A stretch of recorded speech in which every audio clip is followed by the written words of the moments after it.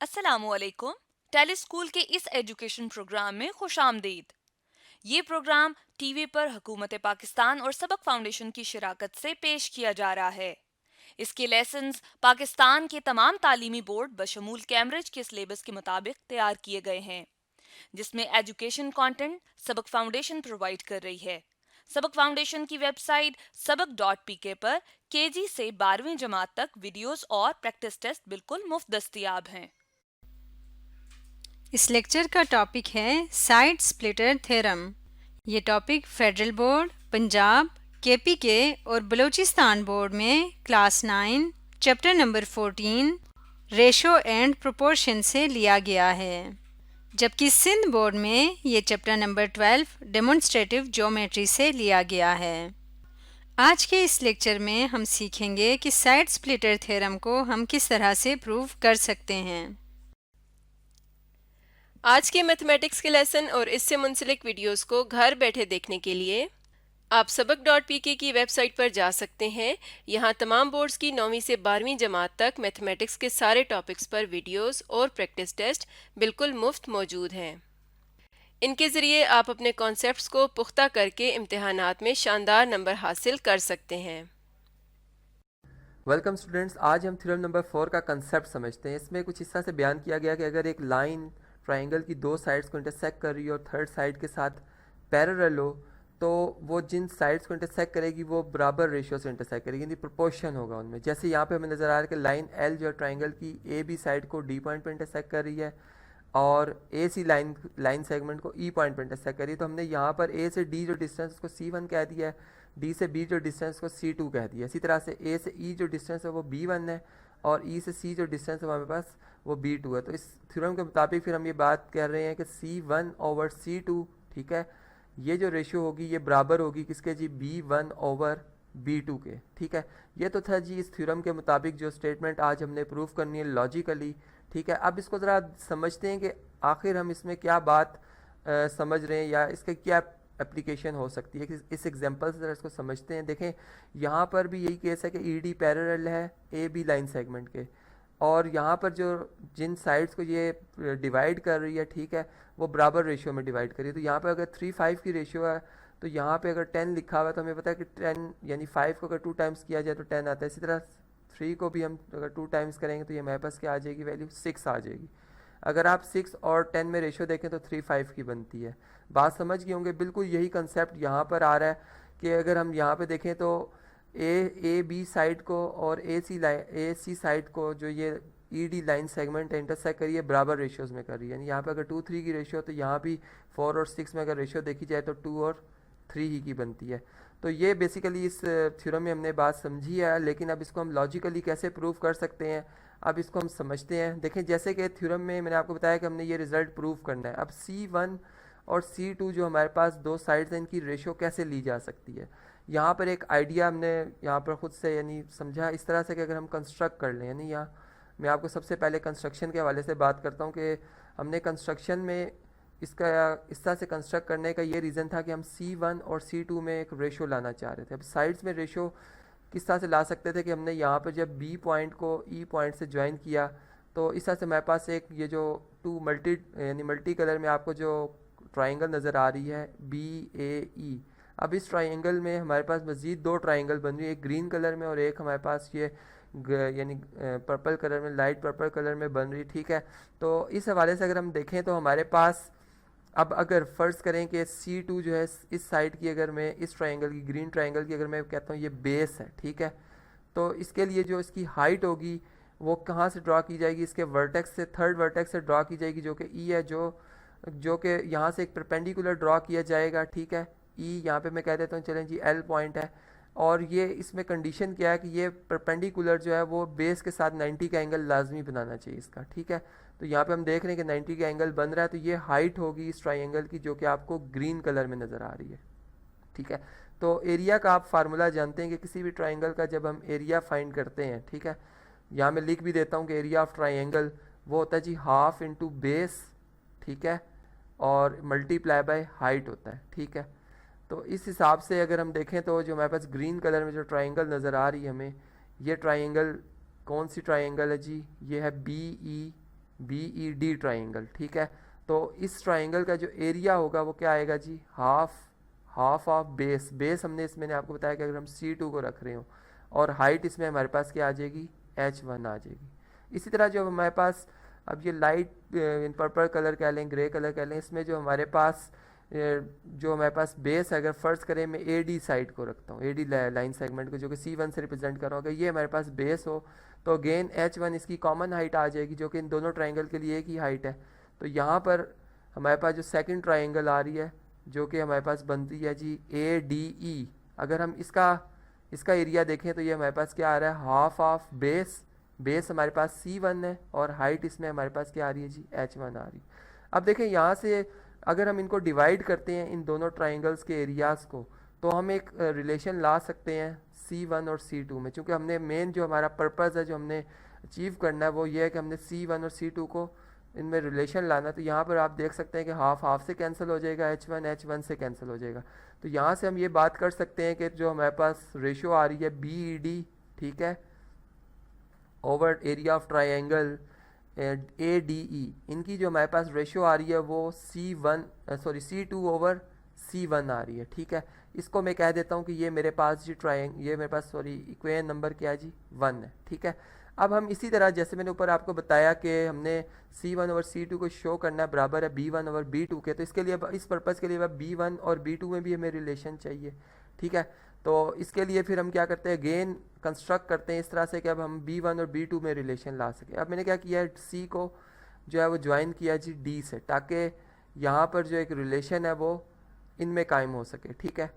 तो अब यहाँ पे आप देख सकते हैं कि जब हम C और D को ज्वाइन करते हैं तो हमारे पास फिर अगेन दो ट्राइंगल बन रही हैं। यहाँ पर एक बड़ी ट्राइंगल बनी जिसके अंदर मज़ीद दो ट्राइंगल बन रही हैं, और उसमें भी हम बेस अगर फ़र्ज़ करें जो मेरे पास लाइट ब्लू कलर में ट्राइंगल है DEC, अगर इसमें मैं बेस B2 रख रहा हूँ तो इसके लिए हाइट का अगेन वही कंसेप्ट है कि इसके इस वर्टेक्स से D वर्टेक्स से एक परपेंडिकुलर ड्रॉ किया जाएगा जो बेस के साथ, बेस चूँकि इसकी E पॉइंट पे फिनिश हो चुकी है, ख़त्म हो चुकी है, लेकिन हम इसको एक्सटेंड करेंगे ताकि हाइट फाइंड आउट करेंगे एक्चुअल हाइट इसकी क्या है बेस से, ठीक है। वो हमारे पास H2 आ रही है। तो इस ट्राइंगल का जो हमारे पास एरिया आएगा, अगेन वो ऊपर चूँकि मैं आपको बता चुका हूँ कि एरिया का क्या फार्मूला है, ठीक है, यहाँ पर वही फार्मूला दोबारा यूज़ होगा। तो वो बेस हाफ इंटू बेस हमने B2 रखी है, जबकि हाइट इसमें हमारे पास H2 आ रही है, ठीक है। अब इसी तरह से जो हमारे पास अब लाइट जो ग्रे कलर में जो हमारे पास ट्राइंगल आ रही है, अगर हम इसका एरिया देखें तो ये ट्राइंगल हमारे पास कौन सी है जी, ADE है, ठीक है। और इसमें अगर हम बेस जो है बेस अगर B1 को रख दें, ठीक है, तो इसमें हमारे पास जो हाइट आएगी वो चूँकि अगेन D इसको चलें अगर मैं M कह देता हूँ तो DM जो है इसके लिए परपेंडिकुलर जिसको H2 से मैंने रिप्रेजेंट किया हुआ हाइट से, तो इसकी हाइट भी अगेन वही होगी जो कि पहले वाली ट्राइंगल की हमारे पास ब्लू कलर की ट्राइंगल की हाइट है, ठीक है। तो इसकी बेस B1 और हाइट H2 अगर इनकी रेशो ली जाए तो ये रेशो हमारे पास क्या आ जाती है, देखते हैं जी। यहाँ पे हमारे पास हाफ से कैंसिल हो जाएगा, ठीक है, और H2 जो H2 से कैंसिल हो जाएगा। तो इस तरह से हमारे पास एक और रिलेशन आ रहा है जो कि DEC ट्राइंगल के एरिए का और ADE ट्राइंगल के एरिए का है रेशो वाइज। ये हम देख रहे हैं कि ये बराबर आ रहा है B2 ओवर B1 के, ठीक है। अब ये हमारे पास इक्वेशन नंबर 2 आ गई है। अगर आप इक्वेशन नंबर 1 और 2 में देखें तो अभी इनको हम बराबर नहीं शो कर सकते, नहीं। यहाँ पर इक्वेशन 1 में हम कह रहे हैं कि BED हमारे पास ट्राइंगल आ रही है, ठीक है, एरिया ऑफ ट्राइंगल BED है, जबकि इक्वेशन नंबर 2 में अगर हम देखें तो हमारे पास DEC ट्राइंगल आ रही है। तो इस पर्पज़ के लिए अब इनका एरिया भी हमने बराबर शो करना है। अगेन हम कंस्ट्रक्शन की तरफ जाएंगे। अब देखें यहाँ कंस्ट्रक्शन में मैंने दोबारा से वही दो ट्राइंगल्स जो कि हमने D और C को ज्वाइन करने से बनाई थी जो कि DEC बनी थी, और B और E को मिलाने से जो ट्राइंगल बनी थी BED। अब मैंने उन दोनों ट्राइंगल को अगेन आमने सामने बनाया और आप इसमें देख रहे हैं कि इनमें जो ये वाला वाइट पोर्शन है ये ओवरलैप आ रहा है, और इसमें जो DE साइड है ये इनकी क्या है जी, कॉमन साइड है। यानी अगर मैं इसको कॉमन बेस रखूँ तो इस ट्राइंगल का जो कि आपको ब्लैक और वाइट में नज़र आ रही है, यानी ये वाली ट्राइंगल जिसमें मैंने अभी यहाँ पे ब्लू कलर का क्रॉस किया, तो ये इन दो ट्राइंगल्स के हवाले से अगर इस ट्राइंगल की मैं बात कर रहा हूँ तो B वर्टेक्स से हम क्या करेंगे, एक एल्टीट्यूड ड्रॉ करेंगे जो कि बिल्कुल इस बेस साइड के साथ 90 का एंगल बनाएगी, ठीक है। और अगर मैं इस ट्राइंगल की बात करता हूँ जो अब आपको ब्लैक और वाइट कलर में नज़र आ रही है, तो इसके लिए C वर्टेक्स से मैं एक परपेंडिकुलर ड्रॉ करूँगा जो कि इसके साथ 90 का एंगल बनाएगी। अब आप यहाँ पे ये जानते हैं कि L जो हमारे पास लाइन है और बी सी जो लाइन है, लाइन सेगमेंट है, ये आपस में क्या है जी, ये आपस में पैरेलल है, ठीक है। तो ये जो इनके दरमियान परपेंडिकुलर डिस्टेंस होगा ये कॉमन होगा, यानी ये एक जैसा होगा, बराबर होगा। तो इस हिसाब से जब मैं इनका एरिया फाइंड करूँगा ट्राइंगल बी ई डी का, ठीक है, और जो हमारे पास दूसरी ट्राइंगल आ रही है ए सी डी ई, अगर मैं इन दोनों का एरिया फाइंड करूँगा तो वो बराबर आएगा, जो कि हाफ बेस इसमें मैंने डी ई लाइन सेगमेंट रख दी है, ठीक है, और इसमें जो हाइट है वो एच है, ठीक है। तो इस वजह से दोनों का एरिया बराबर आ जाता है। तो इस बेस पर फिर अब हम क्या कर सकते हैं कि हम ये बात कर सकते हैं कि यहाँ पर डी ई की जगह फिर हम बी ई डी लिख सकते हैं, ठीक है, बी ई डी। और अब हम इक्वेशन नंबर 1 और 2 को आपस में कंपेयर कर सकते हैं। अगर आप देखें तो यहाँ पर बी डी हमारे पास आ रहा है, ठीक है, B D over A D triangle, जो कि C1 ओवर C2 रेशो के बराबर है। और यहाँ से अगर हम देखें तो ये भी B D over D C है, जो कि B2 ओवर B1 के बराबर है। तो यहाँ पे ट्रांजिटिव प्रॉपर्टी ऑफ इक्वालिटी की बेस पर हम ये बात कर सकते हैं कि रेशो वाइज जो हमारे पास जो रिजल्ट हमने प्रूव करना था, जो कि यहाँ पर हम जो प्रूव करें कि B2 ओवर B1 ये बराबर है C2 ओवर C1 के, ये प्रूफ हो जाता है। अब यहाँ पर एक बात है कि ये रिजल्ट आप अगर इस पर इन्वर्टेंडो थ्योरम अप्लाई करें तो जो रिजल्ट मैंने ऊपर लिखा है ये प्रूफ हो जाता है। तो आज के थ्योरम में हमने समझा कि अगर एक लाइन ट्राइंगल की एक साइड साथ पैरेलल होगी तो टू साइड्स को जो इंटरसेक्ट हो रही हैं उनको बराबर रेशियो से डिवाइड करेगी।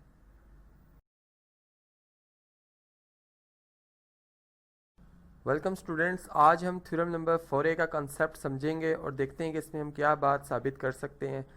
इसमें कुछ इस तरह से है कि अगर आपके पास एक लाइन सेगमेंट हो, जैसे कि ED लाइन सेगमेंट है, अब ये रेशो वाइज जो है इस ट्राइंगल की इन दो साइड्स को बराबर रेशो में डिवाइड करी, यानी इसका मतलब ये हुआ कि अगर E से C या C से E जो हमारे पास डिस्टेंस अगर ये 2 सेंटीमीटर हो, ठीक है, और या चलें इसको हम इन जनरल बात करते हैं कि अगर ये A डिस्टेंस हो, A1 कर लेते हैं इसको, ठीक है, और E से लेकर A तक जो डिस्टेंस है ये स्मॉल A2 हो। इसी तरह से C से लेकर D फासला अगर मेरे पास ये B1 हो जाए और D से B तक फासला ये B2 हो जाए, तो इस थ्योरम के मुताबिक ये हमने बात साबित करनी है कि ED जो आपको लाइन सेगमेंट नज़र आ रही है, ठीक है, ये पैरेलल होगी किसके, AB लाइन सेगमेंट के, ठीक है। ये हमने अप्रूव करनी है ये बात। लेकिन गिवन हमें क्या है, मैंने आपको बता दिया है कि A1 over A2 is equal to B1 over B2। अब हम क्या करते हैं, यहाँ पर इसी कंसेप्ट को एक मैं एग्जांपल से पहले समझाना चाहूँगा ताकि आपको क्लियर हो जाए कि मैं क्या बात करना चाह रहा हूँ, ठीक है। यानी यहाँ पर हम ये कह रहे हैं कि अगर आपको ये ABC ट्राइंगल नज़र आ रही है और ED जो है वो आप देख रहे हैं कि C से E फासला 2 सेंटीमीटर है और E से A फासला भी हमारे पास कितना है जी, 2 सेंटीमीटर है, ठीक है। अब इनकी रेशो अगर ली जाए तो ये 1:1 बनता है, ठीक है।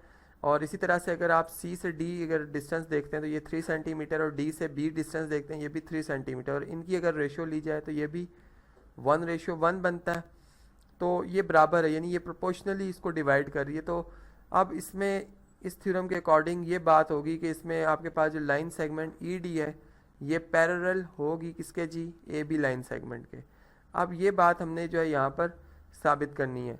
अब इसी का एक और कन्वर्स जो कि थ्योरम 4 में हमने समझा था वो ये था कि अगर ED AB के पैरेलल होगी तो हम जानते हैं कि ये रेशो जो होगी C से E, अगर फ़र्ज़ करें ये 2 हो तो ये भी फिर 2 होगी, ठीक है। यानी अगर ये फ़र्ज़ करें 2:2 रेशो से इनकी रेशो 1:1 बन रही है तो फिर C से D इसकी वैल्यू बेशक चेंज हो लेकिन रेशो वाइज D से B जो है ये इसका रेशो का आंसर सेम आना चाहिए। यानी यहाँ पर 1 जवाब आ रहा है, यहाँ भी 1 ही जवाब आ रहा है। तो अब इस थ्योरम को इसकी मदद से हम ये थ्योरम जो है वो प्रूफ करेंगे लॉजिकली, ठीक है। तो यहाँ पर हम ये कहते हैं कि हमने चूंकि प्रूफ ये करना है कि ED जो है वो AB के क्या है जी, पैरेलल है, तो हम सपोज करते हैं, यानी हम इसमें एक टेक्निक यूज़ करें जिसको हम रिडक्शन एड एब्सर्डम मेथड कहते हैं। हम कहते हैं कि ये जो लाइन है ED AB के पैरेलल नहीं है, ये हमारी क्या जी अब सपोजिशन है, हमने यहाँ पर इसको सपोज कर लिया, ठीक है। मैंने लिख भी दिया ताकि आपको याद रहे, मैंने यहाँ पे कट लगा दिया था। अब ये देखें यहाँ पर हम ये करते हैं कि आपके पास जो एक्चुअल ट्राइंगल है बिल्कुल यही ट्राइंगल मैंने यहाँ पर दोबारा ड्रॉ की हुई है, ठीक है। अब हम क्या करते हैं कि ED अगर इसके पैरेलल नहीं है AB के तो हम क्या करते हैं, अब A पॉइंट को यहाँ से उठाकर इधर शिफ्ट कर लेते हैं, ठीक है। यानी अब ये पॉइंट जो है हमारा A प्राइम आ गया। अब A प्राइम B जो लाइन सेगमेंट है वो ED के साथ क्या है, ये पैरेलल है, ये अब हम फ़र्ज़ कर रहे हैं यहाँ पर, ठीक है। यानी हमने इस तरह से कंस्ट्रक्ट किया है।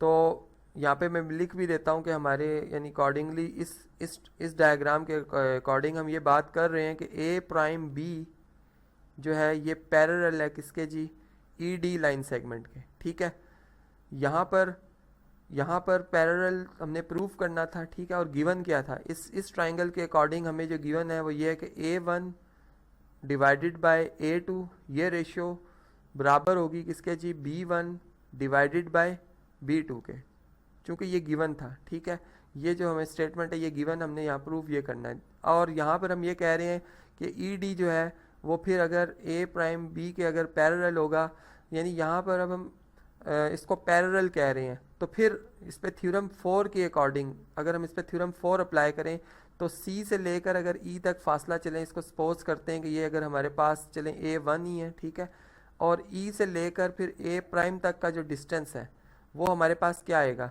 जारी बात है ई से ए अगर हमारे पास A2 है तो इसको हम A3 कह लेते हैं। ठीक है, ये हमारे पास क्या फासला आ जाएगा जी, A3 आ जाएगा। और इसी तरह सी से डी जो है वो हमारे पास B1 ही है, और डी से लेकर बी जो डिस्टेंस है ये हमारे पास B2 है।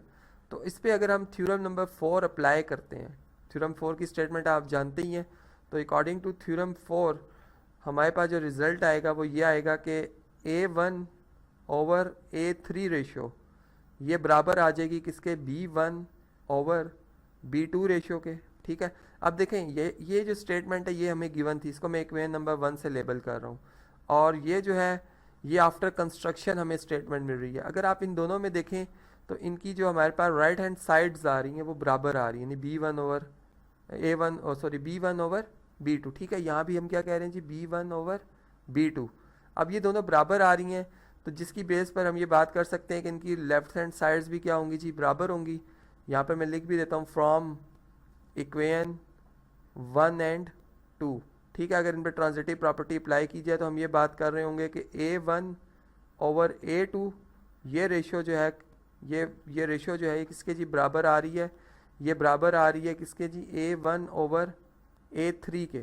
ठीक है, चलें इसी को आगे अगर कंटिन्यू करते तो यहाँ से हमें क्या बात मज़ीद हम इससे यानी साबित कर सकते हैं, इसको देख लेते हैं। अब यहाँ से अगर हम देखें तो हमारे पास जो रिज़ल्ट आ रहा है वो कुछ इस तरह से होगा कि A2, ठीक है, A1 और A1 यहाँ पर अगर मैं A3, ठीक है, A3 यहाँ पर अगर हम इधर ले आएँ, ठीक है, और A1 की जगह यहाँ पर चेंज कर दी जाए और यहाँ पर A2 अपनी जगह पे ही रहे एज इट इज़, तो हमारे पास A1 डिवाइडेड बाई A1 आ रहा है। ठीक है, जो कि कैंसिल हो जाएंगे, दूसरे का मल्टीप्लिकेटिव इन्वर्स है 1 आ जाएगा। और इसके बाद जो है A3 जो कि एक डिस्टेंस है, ये A2 अगर 1 से मल्टीप्लाई हो, अगर इस साइड पे हम ले आएँ तो ये 1 से मल्टीप्लाई होकर A2 अगेन आ जाएगा। यानी यहाँ हम ये बात करें कि A3 डिस्टेंस और A2 डिस्टेंस क्या है जी, बराबर है। अब आप ज़रा इस पर गौर करें कि A3 और A2 क्या बराबर हो सकते हैं। यहाँ पर लॉजिकली भी आपको नज़र आ रहा है कि ई से लेकर A डिस्टेंस जो है, ये पॉइंट A है, ये फासला हमारे पास क्या था, A2 था। और A3 जो है, अगर आप A3 लिखना चाह रहे हैं तो फिर आपको A से मूव करना होगा, ठीक है, A प्राइम की तरफ। अब A प्राइम जो है वो फॉरवर्ड भी हो सकता है, नहीं इस साइड पे भी हो सकता है और अपवर्ड भी हो सकता है। लेकिन अगर आप A पे आएंगे तो आप A2 और A3 में फिर फ़र्क नहीं रहेगा, यानी ये बात बिल्कुल एक आम सी बात है।